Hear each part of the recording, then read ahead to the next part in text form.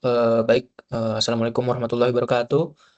Perkenalkan, nama saya Muhammad Dafil Bram, dengan NIM 1020223137, dan saya bersama teman saya Dimas Al-Ghazali. Di sini kami ingin mempresentasikan terkait tugas 2 dari mata kuliah Data Warehouse and Business Intelligence, yaitu terkait analisis KPI dan visualisasi data.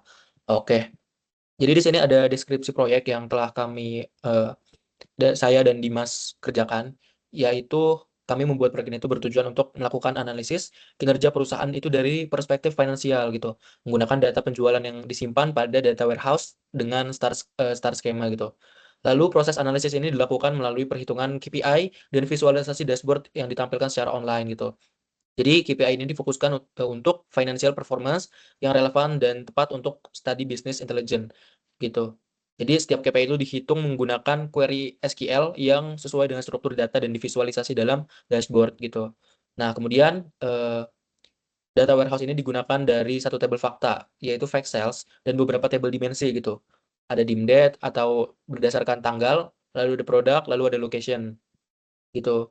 Nah, di sini ada beberapa KPI yang akan digunakan oleh kami. Nah, ada 6 KPI. Nah, mungkin selanjutnya akan dijelaskan oleh teman saya gitu. Terima kasih. Nah, ada beberapa KPI yang kami gunakan, yaitu yang pertama revenue growth year over year. Nah, itu mengukur pertumbuhan ataupun perkembangan dari perusahaannya sendiri itu per tahunnya.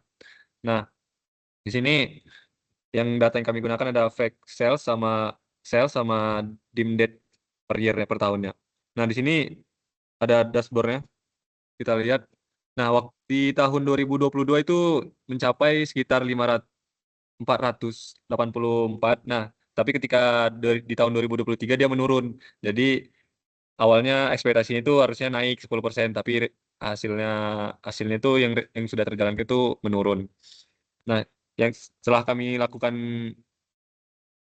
mengimplementasikan itu ada query-nya. Nah, di sini ada seperti query yang kami jalankan di MySQL dan sini ada hasilnya. Nah, di sini di tahun 2022 itu total revenue-nya itu sekitar 484.000, tetapi waktu di tahun 2023 itu menurun menjadi 3.544.000 sekian. Nah, jadi kesimpulannya KPI yang pertama ini itu pada tahun 2020 itu menurun, terjadi penurunan pada tahun 2022 hingga 2023 terjadi penurunan sebesar 130.147 pada tahun 2023, sehingga dapat disimpulkan bahwa KPI ini naik setidaknya 10% dalam setahun tetapi tidak tercapai. Nah, ada juga penyebabnya, yaitu penurunan revenue itu lemahnya pertumbuhan penjualan dan juga potensi penurunan volume transaksi atau daya beli. Boleh lanjutkan ke KPI selanjutnya. Nah, di sini ada KPI profit margin, yaitu menghitung keuntungan setelah diskon. Nah, walaupun sudah dipotong diskon, tetapi di perusahaan ini setelah hasil analisisnya tetap mendapatkan profit. Nah, dengan cara kami menggunakan data fact sales di di kolom sales, terus ada fact sales di profit. Nah, bisa kita lihat di dashboard hasil implementasi kami di MySQL-nya. Di sini ada menunjukkan profit margin itu 84,0, yaitu artinya tercapai lah setelah di atas 50% dari profit tersebut. Mungkin boleh. Nah, nah di query di sini kami menggunakan query yang seperti ini dan juga hasilnya ada, bisa kita lihat profit margin persen, yaitu di angka 83,90%.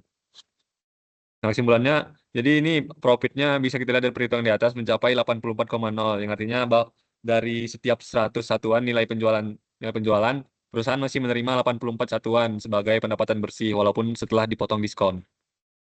Itu ya sama kita tadi, keuntungan itu minimal 50% dan itu tercapai karena di atas angka 50%. Oleh selanjutnya, di KPI ketiga itu ada average order value, yaitu rata-rata dari setiap transaksi di per tahunnya. Nah, itu kami menggunakan data fact sales itu di files sama fact sales di quantity dan juga dim date di year. Nah, itu boleh ke dashboard. Bisa kita lihat di per tahunnya dari tahun 2022 sampai 2023 itu nampak stabil, naik sedikit beberapa persen, cuman sedikit, tapi setidaknya stabil. Itu di angka 60, coba ke bawah, di angka 63 sampai 64. Nah, di sini ada query-nya yang kami gunakan untuk mengimplementasikan tadi, dan di sini ada hasilnya. Di tahun 2022, average order value-nya di angka 63,97%. Nah, di tahun 2023 itu di angka 64,91%. Jadi bisa kita lihat di sini naik cuma 5%. Nah, berdasarkan hasil dari average order value-nya itu per tahun, dapat disimpulkan bahwa rata-rata nilai transaksi pelanggan menunjukkan tren yang stabil. Terus juga itu pada tahun 2023 mencerminkan keberhasilan strategi penjualan yang berfokus pada peningkatan nilai transaksi seperti penawaran produk dengan harga lebih tinggi ataupun strategi bundlingnya. Dan juga ini telah memberikan gambaran yang jelas mengenai kualitas transaksi pelanggan. Meskipun average order value tidak menunjukkan pertumbuhan yang signifikan setiap tahun, tetapi nilainya yang stabil tetap menunjukkan performa penjualan yang baik dan menjadi dasar bagi manajemen untuk merancang strategi peningkatan nilai transaksi di masa yang akan datang. Mungkin dari saya itu aja, boleh dilanjutkan oleh teman saya. Oke, di sini kita ada di KPI keempat, yaitu revenue by region. Nah, di sini goals-nya itu untuk menilai kontribusi wilayah terhadap total penjualan. Nah, jadi kita bisa lihat wilayah-wilayah mana sih sebenarnya yang berkontribusi paling besar untuk perusahaan gitu. Nah, di KPI-nya setiap region itu memiliki kontribusi itu minimal 15%. Nah, datanya itu ada fact sales, dimensionnya itu ada sales, lalu ada dim location, ada kita bisa lihat diatur dari regionnya gitu. Nah, perhitungannya itu total sales per region.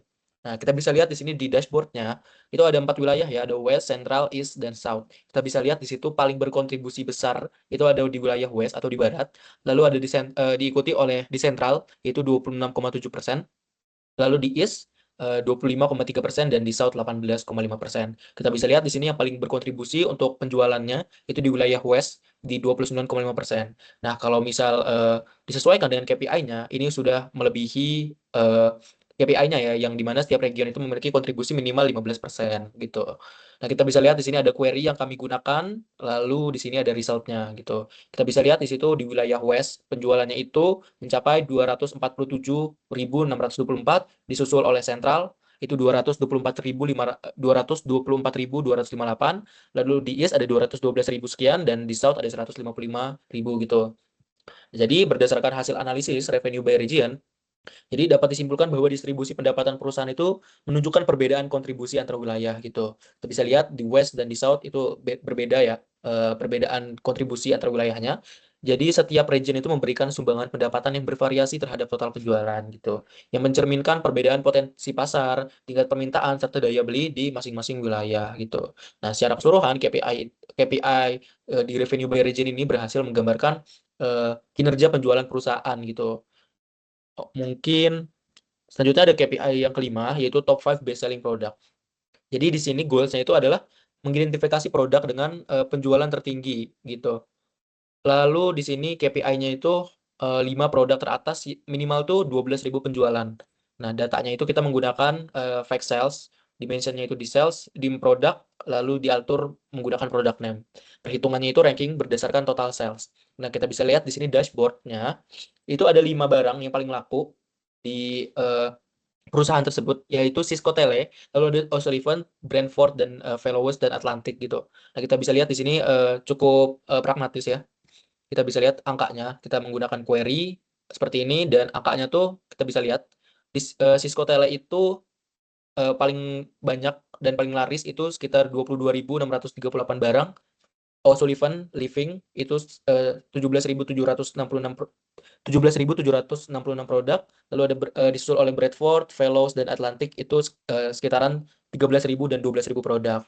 Nah, kesimpulannya, jadi setelah kita menganalisis hasil analisis ini mengindikasikan bahwa strategi penjualan perusahaan itu cukup dipengaruhi oleh performa produk-produk tertentu gitu. Jadi performa produk-produk kelima barang ini tuh sangat mempengaruhi dibanding produk-produk lain yang nggak masuk top 5 atau top 10 gitu. Nah, secara keseluruhan KPI top 5 best selling ini produk KPI top 5 best selling produk ini berhasil memberikan insight strategis mengenai struktur kontribusi penjualan produk gitu. Jadi ini sangat penting kita mengetahui bahwa 5 produk paling laku di perusahaan itu agar kedepannya itu dapat perusahaan itu dapat eh, mengambil keputusan-keputusan manajerial yang lebih baik gitu, seperti penambahan quantity produk, peningkatan kualitas produk gitu. Nah, kita bisa lihat di sini juga ini berhasil mencapai KPI ya, yang dimana 5 produk teratas itu minimal tuh memiliki 12.000 penjualan. Kita bisa lihat di situ yang paling kecil tuh Atlantic Metals itu di 12.279 penjualan gitu. Nah, eh, ini membuktikan bahwa KPI tersebut telah tercapai ya. Lalu KPI terakhir yaitu KPI nomor 6. Bentar. Oke, ini KPI nomor 6 yaitu top product per region. Jadi kita tuh goals-nya itu mengetahui produk paling laku di setiap wilayah-wilayah tersebut. Nah, KPI-nya produk dengan total nilai penjualan tertinggi itu pada masing-masing region gitu. Nah, kita bisa lihat di sini yang paling laku itu di wilayah itu ada 4 ya, ada 4 warna. Yang biru itu west, lalu ada central itu warna oranye, east itu warna ungu dan hijau itu warna itu untuk south gitu. Kita bisa lihat itu produk paling laku tadi itu Cisco Tele. Cisco Tele itu ternyata paling laku tuh di wilayah selatan.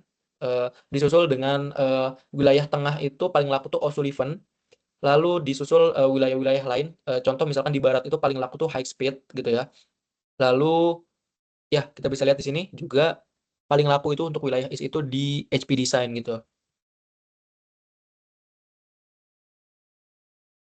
Nah, kita bisa lihat di situ yang paling laku di South itu Cisco Tele dengan total penjualannya itu mencapai 22.600. Di Central itu O'Sullivan, di West itu High Speed dan di East itu Riverside Palace gitu. Nah, kita bisa lihat ya 5 produk paling laku di wilayah masing-masing gitu. Nah, di sini ada screenshot hasil dashboardnya dari ke-6 KPI tersebut. Yang pertama itu tadi yang telah dijelaskan oleh Dimas, yaitu dengan penurunan dari jumlah pendapatan perusahaan di 2022 sampai 2023, yang harusnya profit 10% itu malah turun pendapatan perusahaannya, jadi KPI-nya nggak tercapai. Lalu di sini ada average order value, itu cukup stagnan di 2022 sampai 2023, artinya mutu pembelian dari customer itu relatif ya cukup baik ya, tapi tidak meningkat juga sebesar 5% sesuai dengan KPI yang ditentukan.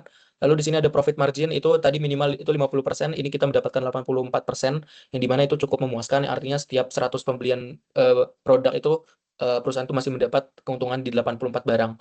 Nah, kemudian ada di ini seperti yang tadi saya jelaskan, ini visualisasi donut chart, ada wilayah-wilayah yang paling berkontribusi dari total pendapatannya, yaitu di West yang paling berkontribusi 29,5%.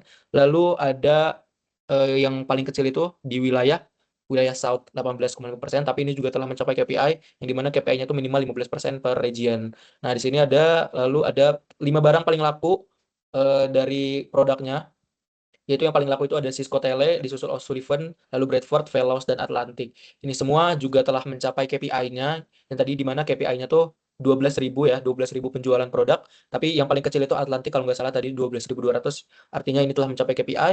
Lalu di sini kita bisa lihat yang paling apa ya, barang paling laku di wilayah masing-masing, yang di mana tadi di South itu yang paling laku tuh Cisco Tele, lalu di Central itu ada O'Sullivan, lalu di West itu ada High Speed, dan di East itu tadi ada kalau nggak salah HP Design deh. Lalu oke, terakhir itu ada kesimpulannya. Jadi berdasarkan ke-6 KPI yang telah dianalisis itu, kita tuh bisa nyimpulin sebenarnya di perusahaan itu menunjukkan efisiensi finansial yang tinggi, namun belum mampu mencapai pertumbuhan pendapatan yang optimal. Jadi hal ini kita bisa lihat tuh tadi ada marginnya itu 84,84%. Average value-nya juga stabil tadi di 63 dan 64 kalau nggak salah. Tapi ini tuh namun tidak diiringi oleh pertumbuhan revenue tahunan yang positif. Jadi kita bisa lihat revenue-nya tuh tadi turun gitu, yang harusnya naik 10% malah turun. Kemudian kinerja penjualan itu sangat bergantung pada produk dan wilayah tertentu yang menunjukkan fokus pasar yang kuat, namun juga meningkatkan resiko ketergantungan. Lalu KPI berbasis wilayah dan produk seperti yang tadi divisualisasi di KPI 4, 5, dan 6 itu tuh sangat membantu bagi para stakeholder perusahaan dan para manajerial perusahaan untuk mengambil keputusan-keputusan bisnis gitu ke depannya yang strategis. Agar revenue tahunannya tuh tadi kan menurun, itu harus naik lagi tahun depannya.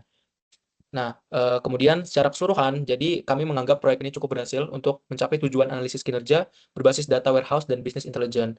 Nah, dengan beberapa KPI tercapai itu, sebagian lainnya itu berfungsi sebagai indikator peringatan dini seperti yang tadi saya bilang, lalu untuk peningkatan kinerja di masa depan, gitu.